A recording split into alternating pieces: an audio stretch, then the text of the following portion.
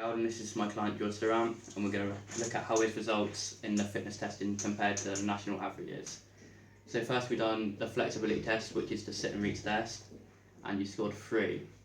Like, this would be average within the national data across the world, so that's fairly good. However, you would need to improve it as a football player. For example, if you went in for like a slide tackle or something, you may just stretch, and therefore if you're not very flexible, like, you could injure yourself and you'll be prone to injury. So to increase your flexibility before the games, stretch well, and you could for example go yoga a few times a week, and that will help increase your flexibility. The next test we done was muscular endurance. That test was a 1 minute sit-up test. You scored 39, which compared to the national average is excellent. Therefore you wouldn't need to improve this as much as some of your other ones. Muscular endurance is important in football because you do repetitive movement over 90 minutes when running, etc. If you did want to improve this though, you could do training such as continuous training or circuit training, just repetitive movements. Then we done the 30 metre sprint test, which tests your speed. You scored 4.9, which is good on the national average. This is important, speed is, so you can accelerate and get past an opponent quickly and continue running.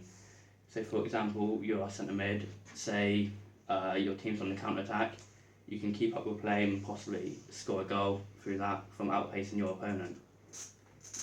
Ways to improve your speed is doing training such as interval or possibly fartlet. So fartlet, you just practice different paces and just keep on going through there. Next we done the multi-stage fitness test.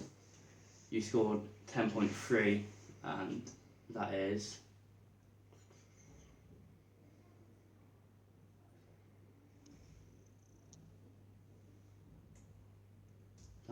above average. This is important because it tests your cardiovascular fitness. That's obviously important because you need to last the whole 90 minutes in the game. As well as this tests, well, you're using agility as well. That's important for dribbling in and out of players.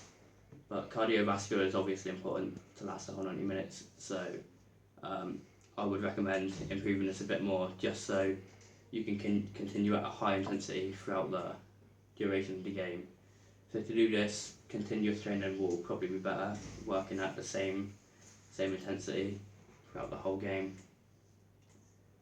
Next we done the muscular strength test, which is the hand grip dynamometer. You scored 34. This needs improvement. It's quite poor. So to do this, gym work would probably be good. Do a few sets of high intensity weights. So for example, you could do a bicep curl